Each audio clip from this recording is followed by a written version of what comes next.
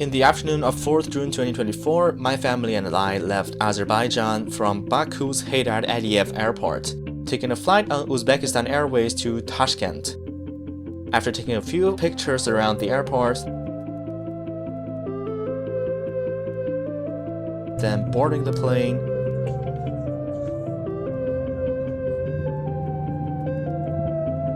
the plane took off and started flying east.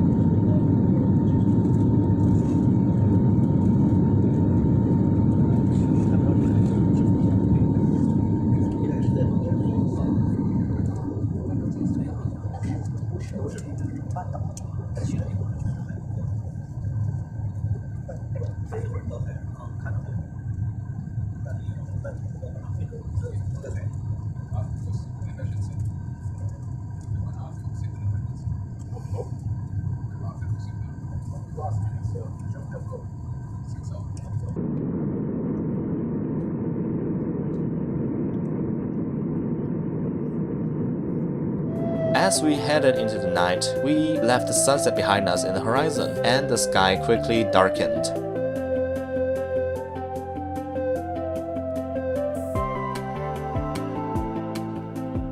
I took this chance to film a Lu review.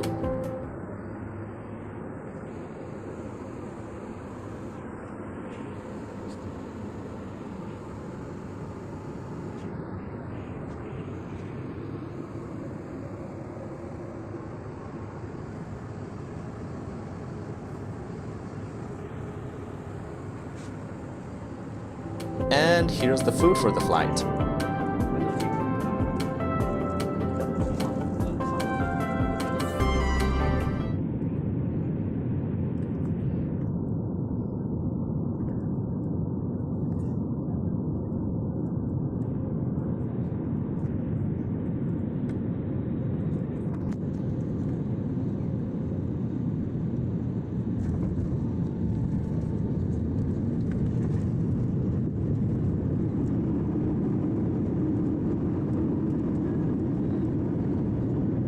A few hours later, the plane landed in Tashkent and we stepped foot in Uzbekistan. I also got my first Uzbekistan stamp in my passport. After clearing the immigration, there were 3 things we immediately had to do. Number 1, use the toilet, which had this sign on it.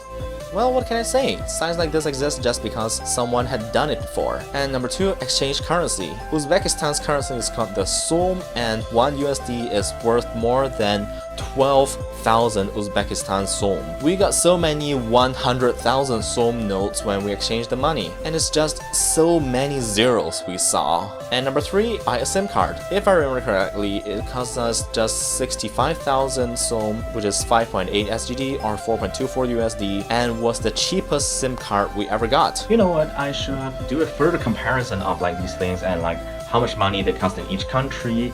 I still can't believe I paid more than 5 times as much in Azerbaijan than in Uzbekistan just for a SIM card, where I spent just 2 days in Azerbaijan but 5 days in Uzbekistan. But anyways, after clearing immigration and doing what we needed to do, we left the airport for our hotel, driving into the night. It was almost midnight when we reached our hotel, so we simply took a shower and slept. The next morning, our real exploration of Tashkent began.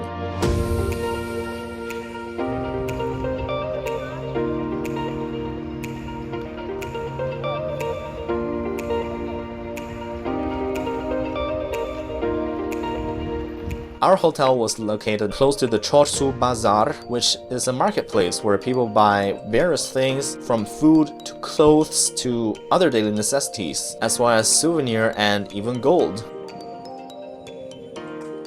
We didn't buy anything from there because we didn't need raw ingredients or anything like those. We wouldn't be cooking. And we don't need to buy things like gold or whatever. We just walked through the place, took a look.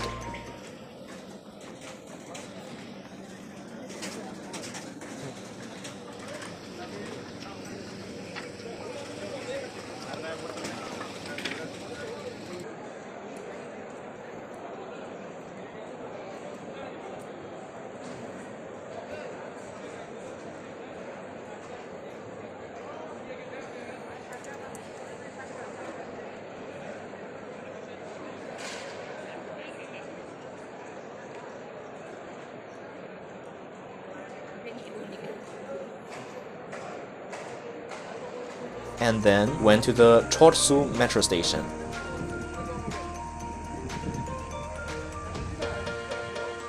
What's different from the other metros I rode? In Tashkent, the metro ticket is a literal paper ticket with a QR code on it. It's not a card or a token, not anything like that. It's something quite like China's metro, where I don't need to buy a different card for different cities, but just a QR code on my Alipay app on my phone to scan in and out of the station. While in Tashkent, it's a paper ticket with a QR code, which is okay, fancy I guess. Tashkent Metro is somewhat like Baku Metro. The cars seem relatively new, while the staircase and escalators were in the same Soviet style and layout as Tbilisi and Yerevan. The entire system is closer to Baku Metro's vibes in general. Also, a lot of Soviet-era wall carvings and stuff are well preserved, which is very nice, very impressive.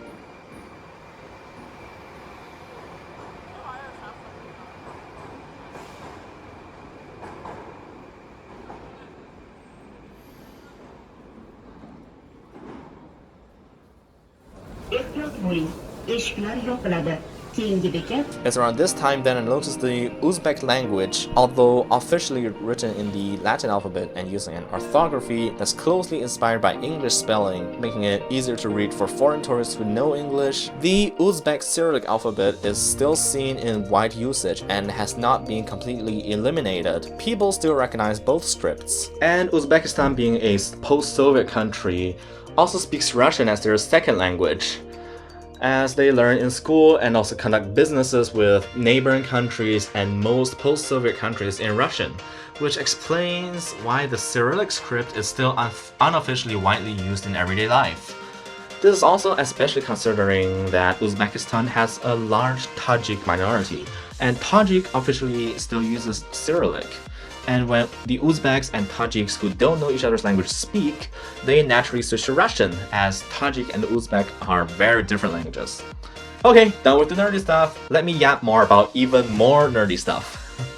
After alighting from the metro, we arrived at the Amir Temur Square, the center of the city of Tashkent. This square is in the middle of a roundabout, and in the center is a statue of Amir Temur, the great Chagatai conqueror of the Timurid Empire. He is considered a political military figure of Uzbekistan because the Uzbeks are descendants of the Chagatais, and Amir Temur's empire originated in Samarkand in Uzbekistan. Its core territory spread to neighboring Central Asian countries and beyond, incorporating even Pakistan, Iran, Iraq, the Caucasus, and eastern Anatolia, and also occupying other lands in western Kazakhstan, Punjab, and Delhi in northern India, Kuwait, the coast of Syria, and even to southern Russia and Ukraine. It was a huge empire, and the modern Uzbeks see this as one of the most glorious periods of their history. So much so that the square containing the statue of Amir Temur and named after him is the center of Tashkent. We walked around the park for a while and then took some pictures, then crossed the road. Opposite the Amir Temur Square stood the Hotel Uzbekistan, a Soviet-era hotel built after a devastating earthquake destroyed most of the buildings in the city in 1966 and completed in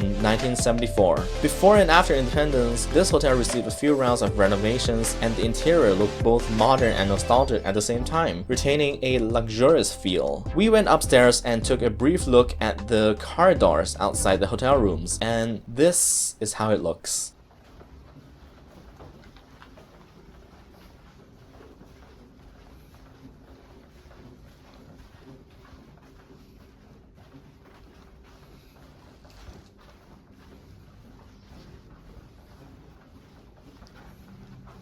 Interesting fact of the day, this hotel is actually owned by a Singaporean company. Originally a state-owned hotel, the newly independent Uzbekistan government gradually privatized it and sold shares to private corporations and investment groups and completed the sale of the last shares to a Singapore company in 2020.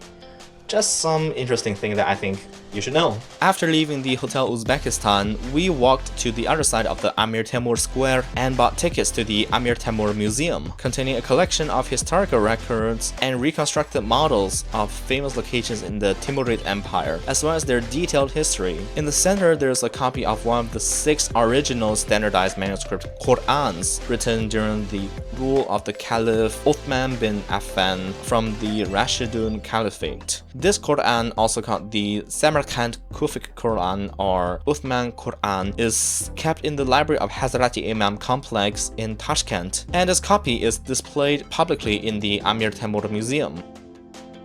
We walked around and then left the museum to head back to our hotel. We again took the Tashkent Metro, stopping by and alighting at a few stations in the middle to take pictures and videos of the amazing and impressive architecture.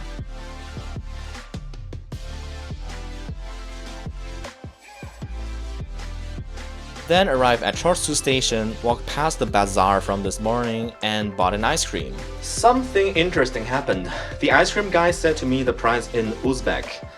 I'm not Uzbek and I never learned Uzbek before, but I somehow understood what he was saying. He told me that the ice cream cost Sakiz Ming, which means 8,000. I think it was because before I visited Xinjiang and Azerbaijan, I looked up how to say numbers in Uyghur and Azerbaijani. In Azerbaijani, 8,000 is Sakiz Ming, and in Uyghur, it's Sakiz Ming. Like, it's almost completely identical, and my brain was actually functioning, so I just, yeah. In an environment that doesn't speak any language I speak, it was interesting. Then after eating the ice cream, we went back to the hotel to rest. In the evening, we went to the Magic City, a family theme park full of shops, restaurants, a Registan Square, not the more well-known Registan in Samarkand, and an aquarium. So we bought tickets to the aquarium and walked through the place. Uzbekistan is a doubly landlocked country, surrounded also by landlocked countries, so I figured it wouldn't be easy to transport these animals to Tashkent. Before exiting, we went through the merch store that sold a lot of cute plushies and other souvenirs.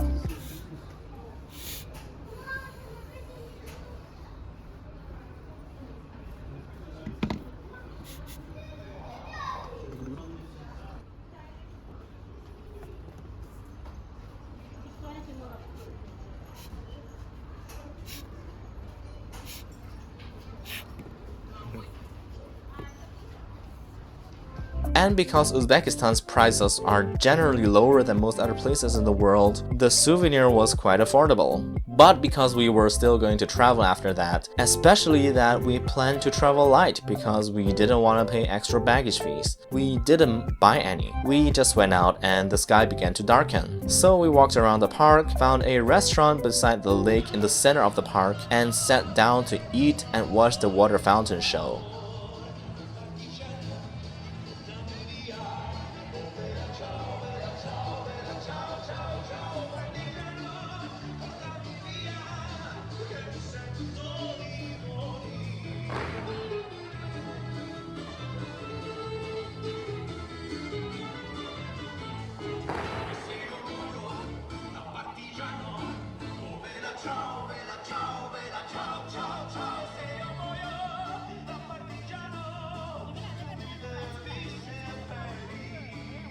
The show was amazing and the food was delicious. This is how long the receipt is. By the time we finished and started to leave, the sky had already completely darkened and the lights hanging above powered on. We left the park and went back to our hotel to rest for the night. The next day in the morning, we were leaving Tashkent and taking the Afrosiyab high-speed train to Bukhara. Our time in Tashkent was very short. It was less than 2 days and we didn't manage to explore anywhere close to all of the city. But we had a good time and we enjoyed walking around and exploring places. I would definitely be back again one day, just like what I said with all the places I went before. There's so much about Tashkent that I had not explored. But now, our journey has to continue, and my next destination, Bukhara. Thanks for watching. I'll see you on the next video. Stay tuned.